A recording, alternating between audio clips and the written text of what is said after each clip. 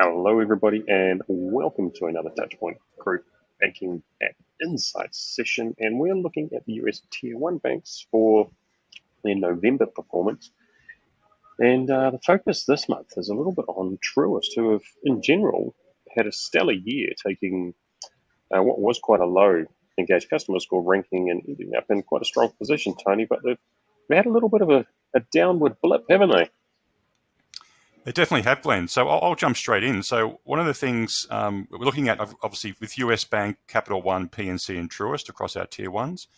But I'll jump straight in and look at our normal perspective to start with, and let's have a look at the scores. So first of all, we're seeing Capital One and US Bank actually doing very well. They're actually sitting there above 4.25 most of the time, and they're doing very well. And they're sort of like the gold standard for a lot of this, and it's an achievement to get up to that sort of level.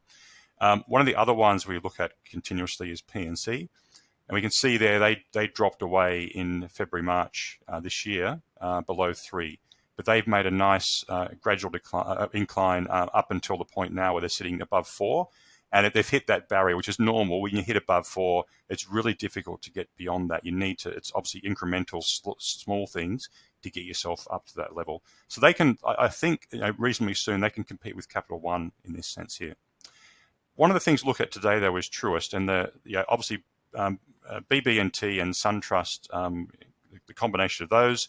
The app originally was sitting down below 2.25, so not too good, but they've done a great job. They've actually built that up across time, and it's a gradual, nice increase.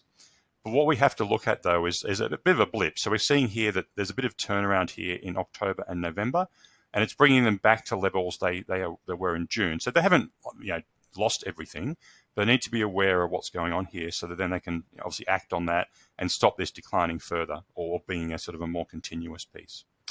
So let's just jump in and have a look at the app release cycle. I'll just have a look here.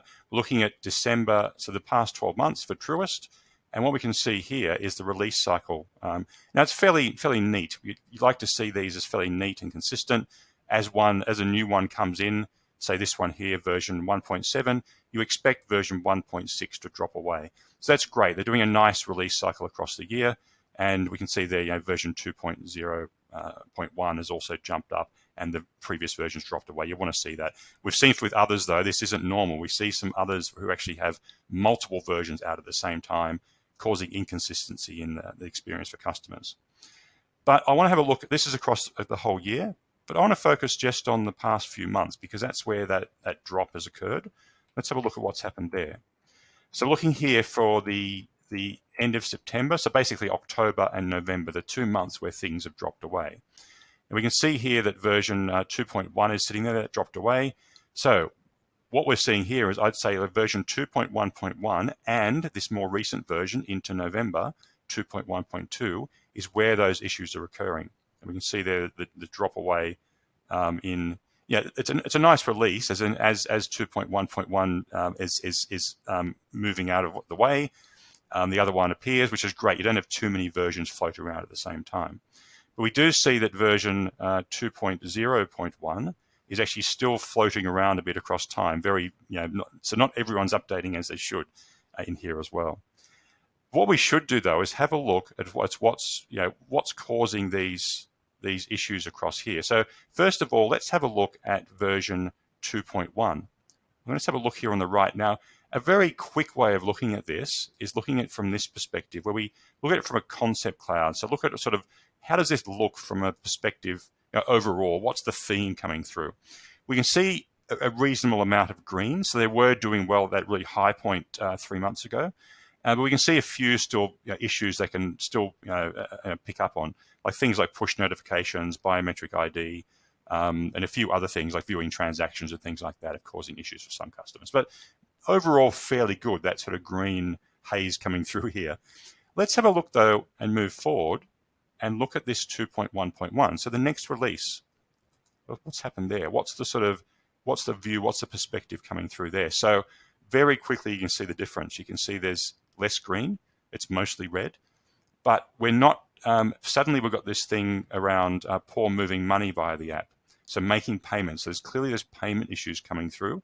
and the payment feature is an issue there. So what I can even do here is actually jump in here. Let's have a look at these. Only a handful of people here because it's only for 1 month. What I can do is have a look and see what are these big issues coming through. So problems using Zelle is coming up. There's something about trying to submit a payment, but it says something about a signature external values. The customer doesn't know what that's about. And also it says I'm enrolled in Zelle, but it won't let me use it and says I have to enroll. So there's sort of issues going on with Zelle, definitely. So paying bills is a hassle, paying bills is horrible. So this has obviously jumped up recently. It's standing out in the most recent month. So we've had a look at that, version 2.1.1. The most recent one, though, we've had a further decline.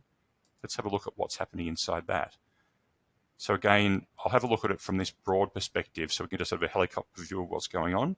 So this time around, it's even worse than it was for this yellow version here, 2.1.1. There's no green at all. But what's coming out now is it's not about the payment features, it's about security and login. So it's probably a double whammy. It's all those payment things aren't working as well, but also the security and login issues are jumping out as well. So clearly, there's been a few things going on, and I think obviously Truist need to work on this to actually fix this for the next version. But from a broad perspective, fix the security and fix the payment issues with Zelle and some other components, and they can bring themselves back up to that increase they were doing across time. So great job for Truist overall, but there's some issues they need to address right now. So thank you, Glenn. Yeah, interesting how it's supposedly just so simple to isolate those couple of things that are dragging it down, that if they focus their attention on over that next release, should be right back up there. Thanks again, and look forward to looking at the next month in January when we'll be looking back at 2022 in review and generally how the apps have performed against each other overall.